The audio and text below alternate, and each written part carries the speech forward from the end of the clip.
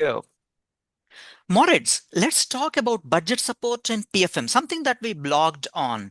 Let's keep it simple and jargon free. First, what is this budget support for a layman? How should one understand this? Thanks so much, Srini. So budget support is when a donor makes a transfer directly to a recipient government. The money goes directly into its treasury. You can't keep it apart from domestic resources. So by design, you don't know what exactly budget support was used for. So it means you won't be able to track it and exactly say from the beginning where it's going. So that means the PFM systems, the way government prepares and executes budgets and the reporting system, they are very important, isn't it? Yes, exactly. They are particularly important for this compact, right? But what we've seen is that budget support is increasingly being given to countries with weak institutional and PFM capacity, and perhaps precisely because these are the countries that are most in need. And you could see how, right, there's good reason to do that, but on the other hand, it can create somewhat of a reputational risk.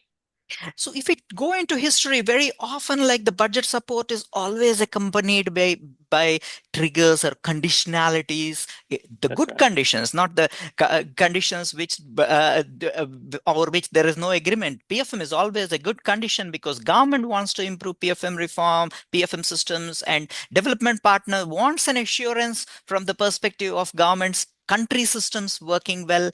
Now, over time, this use of PFM triggers for budget support seems to have come down. Right. Isn't it? Yeah. Isn't it risky? Yes, exactly. So you see these two trends happening at the same time. Countries with poor capacity getting more budget support and lesser engagement in the PFM space. So there is potentially an opportunity here, and particularly so I should mention, because the evidence that the engagement in PFM works is really there, right? The data shows us that the PFM related actions and engagements are amongst the most effective. Absolutely. From my experience, I have a couple of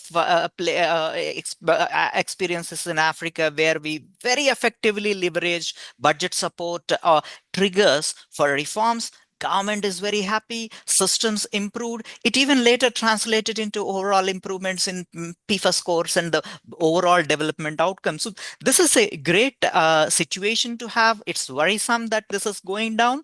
And that's what we blogged upon, a call for increasing use of PFM triggers and conditionalities for budget support, a collaborative condition. Can you talk about it like Moritz? When we talk about conditionalities, there is always a little bit of a concern. So, from your perspective, why do you think these are good conditionalities?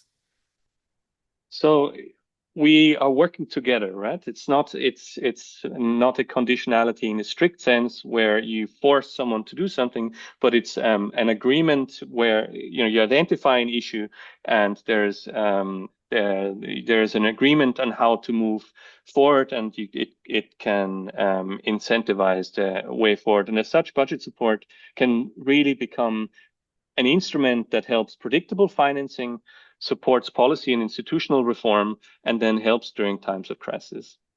Absolutely. And it's a win for the government. It's a win for the citizen. It's absolutely also a win for the development partner who is doing budget support. So this is the call from our blogs that greater strengthening of public financial management systems.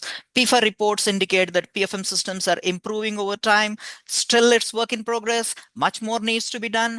Budget support operation is a great way to further catalyze PFM reforms in countries. We are posting links to the blogs below this video. Please do take a look and give us your feedback. Thank you. Thanks.